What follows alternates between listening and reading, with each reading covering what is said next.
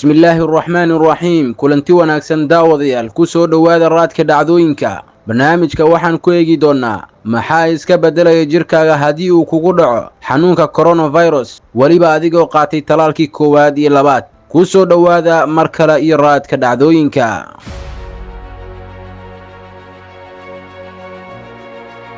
talaalku wuxuu caawiyaa yaraanta halista caabuqa covid-19 laakiin ma damaanad qaadaya difaac buuxo ama ka hortag fayruska. warbixin ay daabacday mareegta American Health Digest qoraa Jeannie Damia ayaa sheegtay in bini'aadanku uu hore ugu guulaystay in gebi ahaanba laga takhallusa cudurrada faafa iyadoo loo marayo talaal wax ku ool ah, laakiin dunida weli ma aysan gaarin ciribtirka faafitaanka covid-19 kadib markii la helay mid ka mid ah talaalada coronavirus.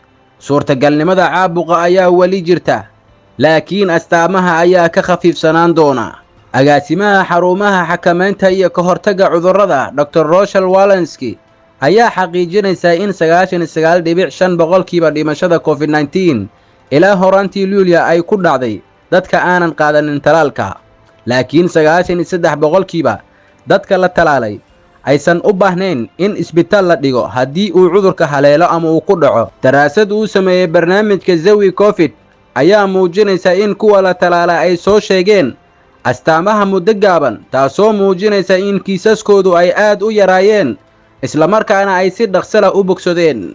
daraasad kale oo lagu daawacay New England Journal of Medicine ayaa lagu ogaaday in kuwa la talaalay ay leeyihiin culays virus ah oo hooseeya. natiijooyinkan ayaa macno sameynaya maxaa yeelay nidaamka difaaca ee talaalku wuxuu lahaa wax u eg tababar si loo aqoonsado oo loogu jawaabo covid-19. qoraagu wuxuu xusayaa in calaamadaha ugu badan ay ka mid yihiin madax xanuun, sanduuf, hindhiso, dhuun xanuun iyo luminta dareenka urta, halka qofka la talaalay ay aad ugu yar tahay inuu yeesho qufac joogto ah oo ah midda calaamadaha ugu waaweyn ee kuwa aan la talaalin. sidoo kale daraasadda Zawi Covid waxay ogaatay in dadka aan la talaalin ay u badan tahay inay yeeshaan qandho xad dhaaf ah. qaar ka mid ah dadkii la talaalay ayaa laga yaabaa inay la kulmaan astaamo soconaya in ka badan 6 toddobaad. inkastoo kiisaskani ay yihiin kuwo naadir ah, waxay muujinayaan muhiimadda ay leedahay raacitaanka talooyinka caafimaad si loo ogaado ama looga fogaado caabuqa coronavirus, sida hubinta in la xirto maaskaro wejiga ama face mask. sidoo kale cudurka wuxuu ku faafi karaa dadka kugu xeeran oo ay ku jiraan kuwa aan loo ogolayn inay qaataan talaalka ama aan lahayn difaac wanaagsan. sidaasi darteeda waxaa lagula talinayaa inaad gurigaaga joogto oo aad samayso baaritaan covid-19 isla marka aad dareento qaar ka mid ah astaamaha cudurka. waa inaad karantiil 10 maalmood ah gashaa haddii natiijada baaritaanka ay noqoto mid togan. weli waxaan bartamaha kaga jirnaa barnaamijkeennii raadka dhacdooyinka. natiijooyinka warbixinta Health Digest way ka duwan yihiin natiijadii daraasaddii hore. wargeyska New York Times qoraaga Apoorva Mandaveli ayaa sheegtay in cilmi baaris cusub ay muujisay in kuwa qaatay talaalka ay wataan xaddi badan oo virus ah sanka iyo cunaha.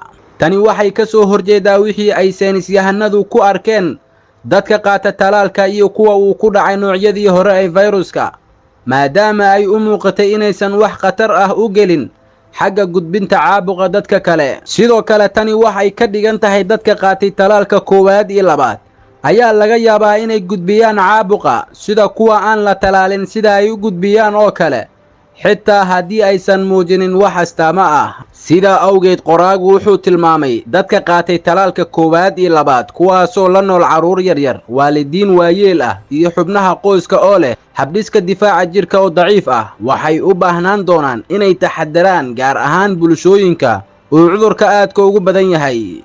qoraagu wuxuu carabka ku adkeeyey in xogta cusub aysan micnaheedu ahayn in talaalka uusan waxtar lahayn, maadaama ay wax badan faa'iido u tahay difaaca jirka islamarkaasna ay yaraysay khatarta sida dhimashada xad dhaafka ee uu sababay covid-19.